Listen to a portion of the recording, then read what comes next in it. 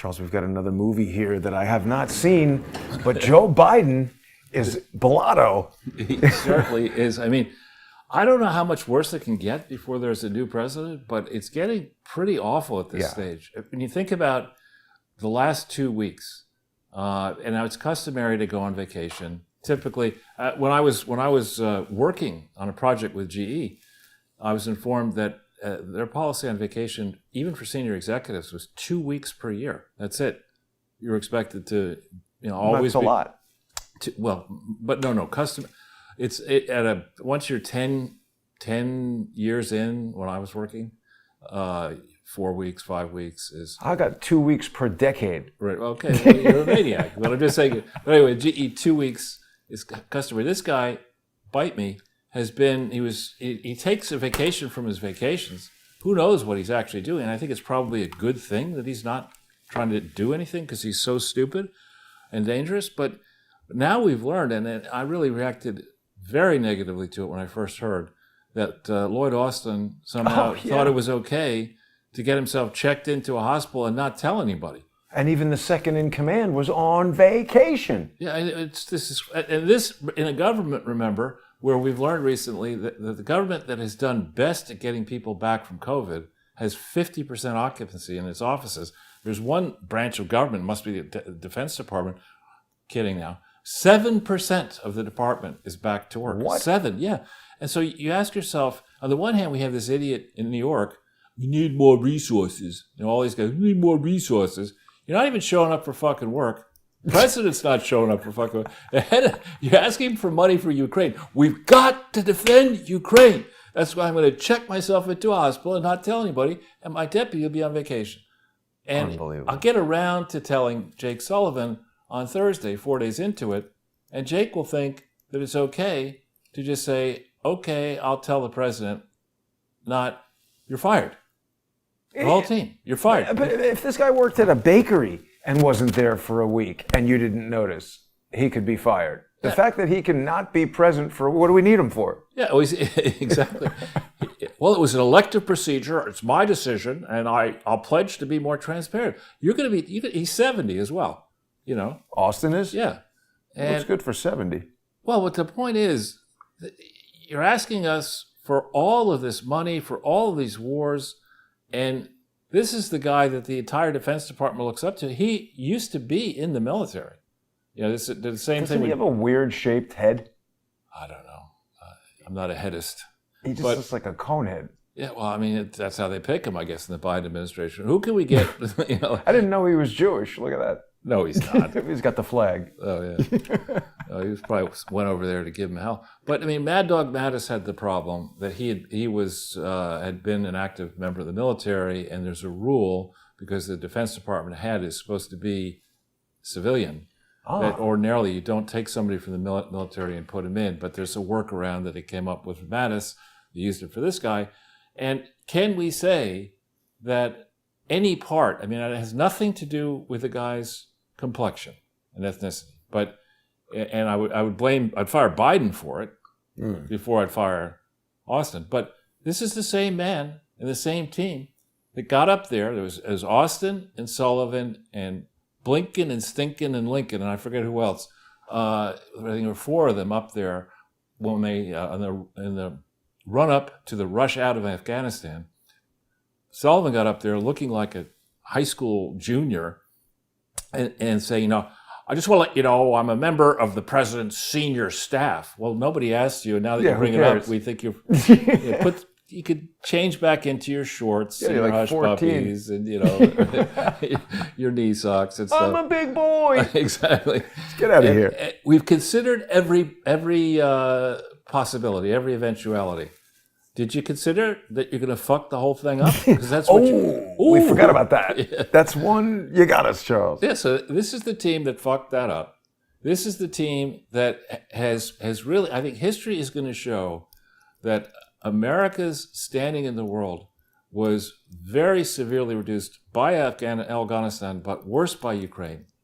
This idea that we would sell internally the fight in Ukraine, that don't worry, none of our people are going to die. We're just going to slaughter Ukrainians decimate the country, have all these refugees all over Europe, let them be trafficked, not tell you the truth about anything, call anybody who criticizes it a Putinist. When during Bush's tenure, you may recall that Nancy Pelosi said that dissent, in American history, dissent is the highest form of patriotism. I remember that, because when she wants to dissent, then it's the highest form of patriotism. But when you want to say that this guy's a bonehead, he has been a bonehead his entire life. I had forgotten, and now that this Claudine Gay thing has happened, Claudine Gay's plagiarism was bad, really bad. And in her thesis, we can get into that, I think, in the First Amendment forum. Her thesis should never have been attempted. It's a piece of dog shit on principle, and we'll get into that. But Joe Biden was at law school, and afterwards he goes around saying, I was a top student in law school, and I got a scholarship, and all this kind of shit. None of that was true. The plagiarism in law school was entirely malevolent. According to what I read, and it may not be true because it was in Wikipedia, what I read is that he was trying to get on the law review at Syracuse Law School, and he submitted somebody else's work as his work, and they figured it out pre-internet, and they gave him an F. And for that, he was 76th out of 85 students. Oh, my God. Right? With an F? He was still 76? Well, I mean, there's other people who got worse than that. I know. Where those other and 9 people? And graduated, right? Unbelievable. Right. So, well, it wasn't malevolent. I did it politely. Right. And again, but just let's think about this for a second. B-Rock and Michelle, I think both of their law licenses were suspended. Bill Clinton and Hillary, Bill Clinton had to surrender his numerous law licenses. Hillary surrendered them. I don't know why she did. But the team of B-Rock and Biden, for 8 years, one was a plagiarist. The other has never explained to this day how he got into Occidental College, how he got into Columbia University, how he got into Harvard University, what his own transcript looked like at Harvard University, what he actually did as president of the Harvard Law Review. Explain none of that. He's yet to explain what he did for 5 years after college, working for that crazy company. British. What is it? No, it's an American company, I think. But but it's called the something company. BIC. And Hawkins used to call it, it's Business International Corporation, but Hawkins used to call it British Invisibles Corporation, right, because, obvious reasons. So, this back on the poster, I mean, to say that Biden is running on all cylinders, I mean, the speech that he gave at Valley Forge will go down, there's Lincoln's Gettysburg Address, there's Biden's fart mouth address. I mean, it was ridiculous and preposterous. On one hand, weeks ago, he was saying, we need more unity in this country before Christmas. We need more unity. Now, in this speech, it's Trump is a loser. Since when has a president call he's a loser? I'm in the White House because he lost. And his supporters, millions of them are extremists. To me, an extremist is a point, on a spectrum of 100% is a 0.00001% or something like that. How can you have millions of people espousing a shared view and say that that's extreme? It's not extreme at all. 75 million people voted for Trump. A third of the people surveyed in a recent survey believe the election of 2020 was stolen, and that third includes Democrats, right? So the nerve of this guy. And apparently there's a report, I forget where, over this weekend, that one of the reasons for this new combativeness is that B-Rock had a secret meeting recently with Joe saying, listen, you need to be tougher. And, remember, B-Rock is the great uniter who, when he was president, said, you don't take a knife to a gunfight. Oh, boy. About these elections. And I bring all this up to say that... He stole that from your buddy. I know, Sean. Yeah, I won't try to do the accent. But who's this doofus? Well, this is the guy who's introduced... I thought this was just going to go right to Biden, but this is the guy who introduced Biden. The thing I wanted to show you just briefly about this Biden speech, Charles, first of all, I notice things like this that other people won't notice. It's a tremendously long zoom lens that they're using, like an unusually long zoom lens. And I think they're doing that because this shot, let me just stop it right here. How many rows of people do you see here? 1, 2, 3, 4, 5. 6, maybe. Maybe 6. And I doubt that there is a person sitting to the right or a person sitting to the left. So it's an empty room, you mean? It's a pretty empty room. Now, did I ever tell you this story? There was Roger Corman is a very famous B-movie director who sort of everybody in Hollywood, I think he died recently, or he might be 100 or something like that, but like everybody in Hollywood has worked for this guy. James Cameron used to work as a model builder for this guy. And it was actually an interview with James Cameron. They're talking about the movie Aliens, which was the sequel to Alien, and actually made that franchise much bigger than the first movie did and led to all the subsequent movies. And the difference between the first one and this one, I know this is annoying, but it's not annoying. It's taking time.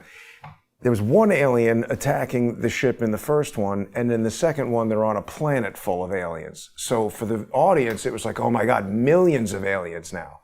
Cameron reveals in the release of the DVD, the making of interview, 3 alien suits were created to make the whole entire movie, and talks about how the 3 actors and creative lighting and staging were used to make it look like an army of aliens. And when they asked him, where did you get this? He said when he worked for Roger Corman, Corman used to say he could make a gladiator movie with 3 guys, a chariot, and a bush. And that's what that is. This is a room that's just a black room with these 4 columns, these flags, some LED lights, maybe 30 people. I mean, this could be like your living room. Properly staged. Right. But it's just, to me, it is just beyond insulting that with the track record that he has, which is all Fs, I mean, there's not even a one for effort here. He's phoning it in everywhere, on vacation constantly. The economy inside the country is a shambles. The border does not exist. City after city, we're now having immigrants knifing each other, waiting in line. One just killed somebody here in Manhattan for cutting a line. Where did this immigrant coming across the border get a knife? Right. Probably came in with a machine gun for all we know.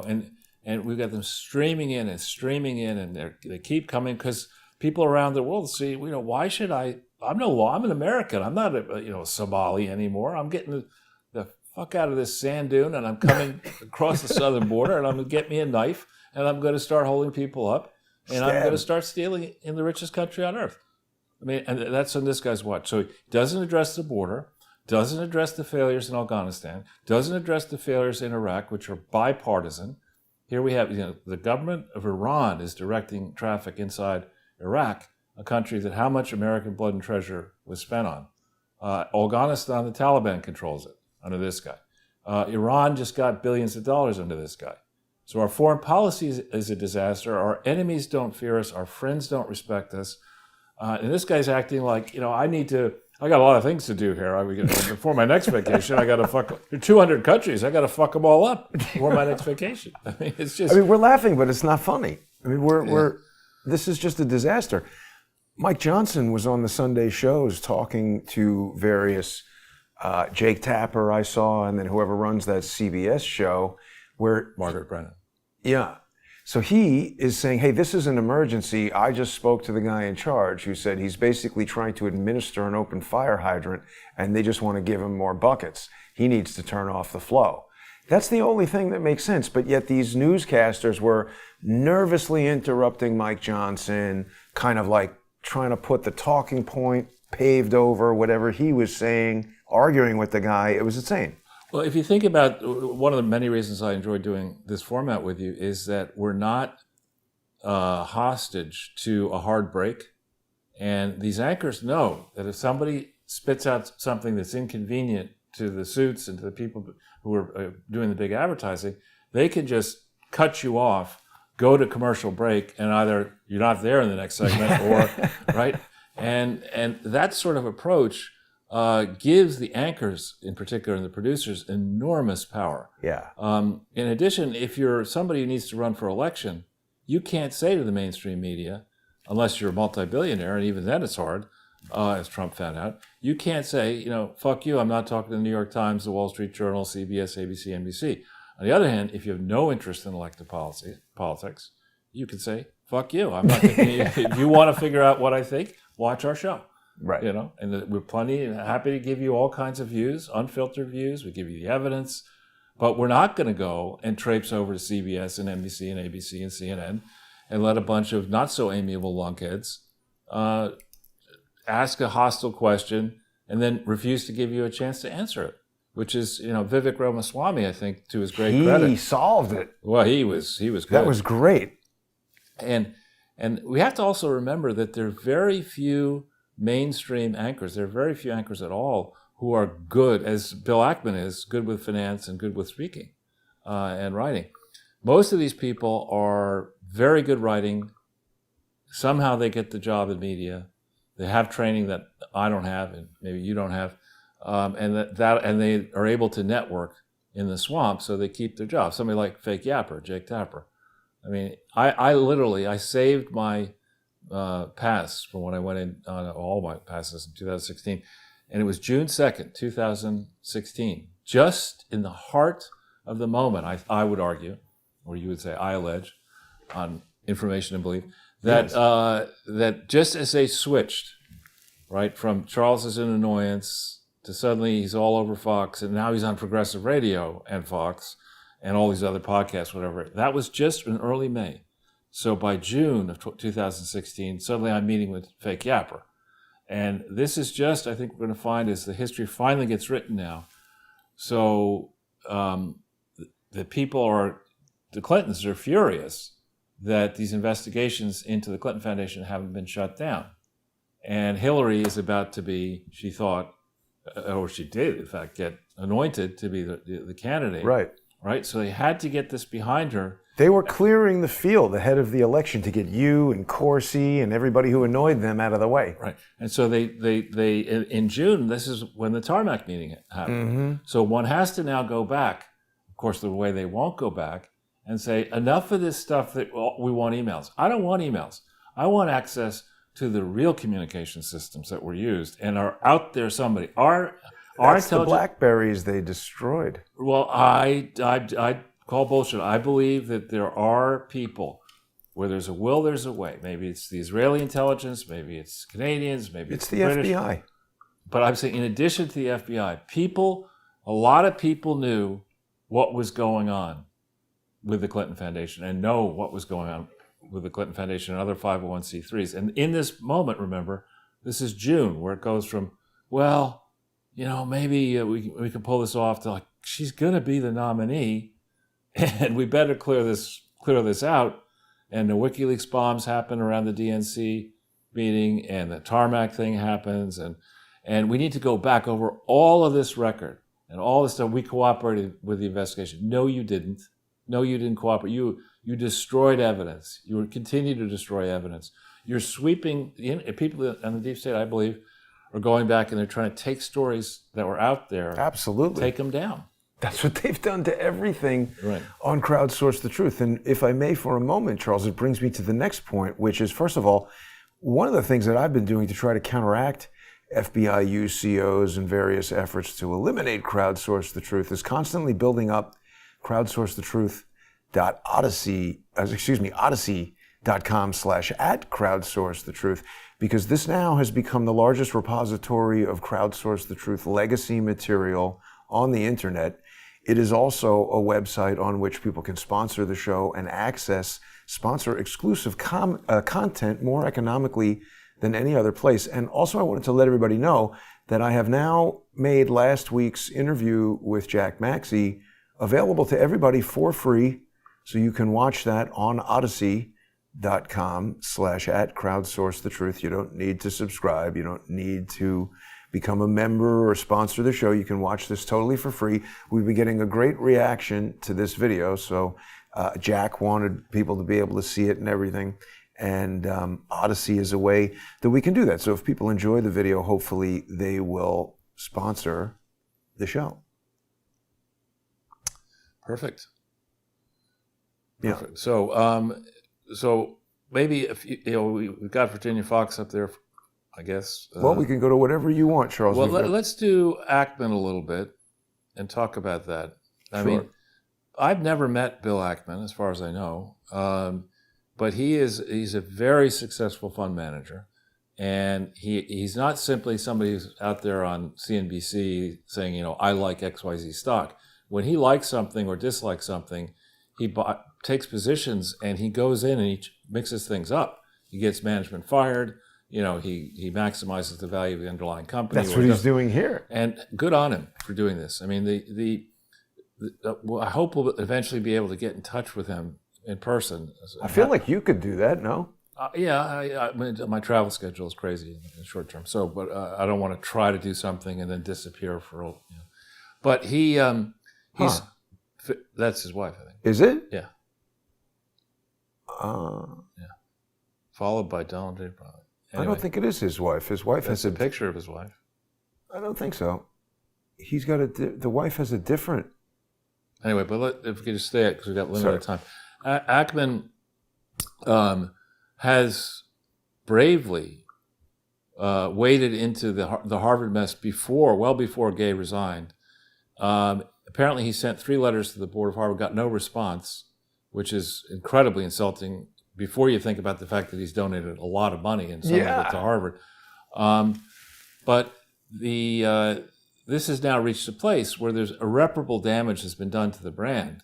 And one of the big things that I would like to talk to him about is his understanding, or maybe lack of understanding, of what Harvard technically is. I think it is a public charity. And I think it needs to have a governing board that in fact is representative of the public at large. Now, I may be wrong because it's a legacy entity and maybe there's some special deal they cut back in 1913 or something that has force and effect today. But if it's a standard educational institution, privately funded and government funded, it's supposed to have a nonpartisan board. And this board is virtually 100% Democrat. Ackman included is not on the board, but Ackman, I think, may be a Democrat. And that's just not right.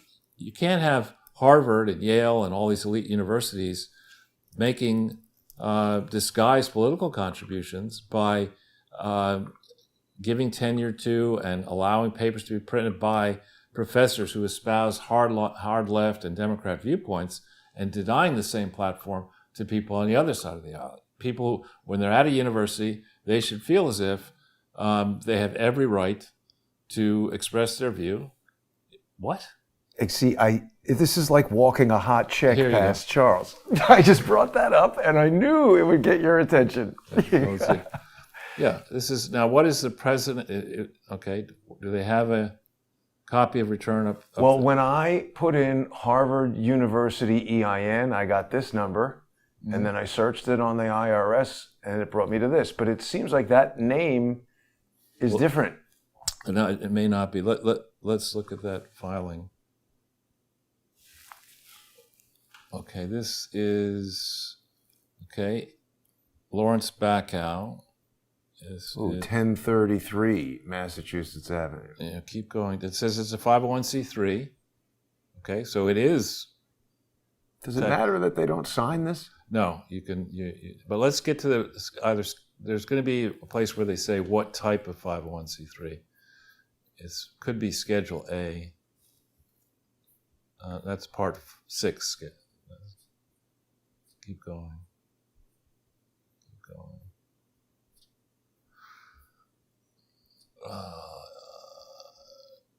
Keep going. He's getting $1 million. Right. That's a lot. Not anymore. Well, not if you're going to pay $900,000 to do nothing. Here we go. Schedule A. Okay, it's a school described in Section 170B1A2. So it is a public charity. Reasons for public charity status. Reason for public. This is a public charity. This has to be governed, in theory, by a nonpartisan board.